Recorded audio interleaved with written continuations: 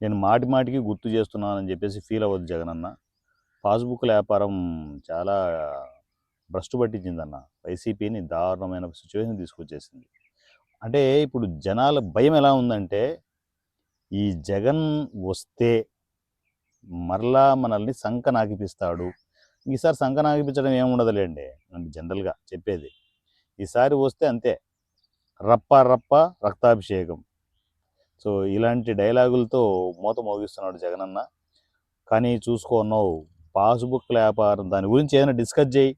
లేదు నేను తీసుకోవట్లేదులే భయపడి చావకండి. నేను చాలా ప్రశాంతంగానే మళ్ళా పరిపాలన చేస్తాను. నన్ను మరోసారి గెలిపించేసి సీటు మీద కూర్చోబెట్టండి. ఈ పక్కన ఆ పక్కన కూర్చోబెట్టండి సీట్‌లో.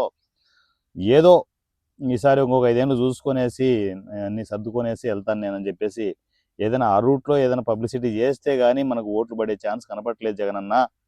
ఎందుకు పెంటబెట్టుకున్నావు? అనవసరంగా ఎలక్షన్‌లకు ముందు పాస్‌బుక్‌ల మీద ముద్ర ఏయించుకోవడం ఏంటి? ఆ పబ్లిసిటీ ఎందుకు? ఆ పబ్లిసిటీ పిచ్చి మనకెందుకు అంట. చూసుకోవాలి కదా! కనీసం ఓ మాట నాకైనా చెప్పాలి కదా! జగనన్న ఇది ప్లస్సు, ఇది మైనస్ అని చెప్తాను కదా! నాలాగా ఉచిత సలహాదారుడిలాగా ఎవరు చెప్పరు కదా! ఓపెన్‌గా. చెప్పకుండా నీ పనులు నువ్వు చేసుకుంటూ పోతే ఇదే పెద్ద ప్రాబ్లమ్ ఇది ఎవరికీ చెప్పవు.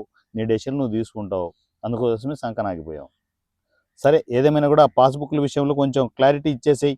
ఒక రికార్డెడ్ ప్రెస్ మీట్ పెట్టి మనం అంటే డైరెక్ట్ ప్రెస్ మీట్ పెడితే ఏం వాగుతామో తెలియదు. అది అటు పోయి ఇటు పోయి మొత్తం నెగిటివ్ అయిపోతే ప్రాబ్లమ్ అవుతుందని చెప్పేసి ఎవరో రాసిచ్చిన పేపర్ చదువుతూ ఉంటాం. కనీసం రికార్డెడ్ ప్రెస్ మీట్ అయినా మా మొహాన కొడితే ఒక క్లారిటీ వస్తుందనేది జనాల ఆలోచన. మరి అట్లే ఉండి మనము మౌనంగా ఉండి చూసుకుందాం. రప్ప రప్ప రక్తాభిషేకం అంటే జనాలు మాత్రం రియాక్షన్ వేరే లెవెల్‌లో ఉంటదన్న. మనం రప్ప రప్పాలు రక్తాభిషేకాలు చేస్తే జనాలు ఊరుకుంటారా? పిచ్చోళ్ళా జనాలు? జనాలంతా చూస్తున్నారు కదన్నా. ఇప్పుడు జనాలను ఆపలేమన్నా. టోటల్ సోషల్ మీడియాలో పబ్లిక్. అందువల్లే కొంచెం క్లారిటీ ఇచ్చేసే ఆ విషయంలో పాస్‌బుక్‌లు ఏమి తాకను నేను.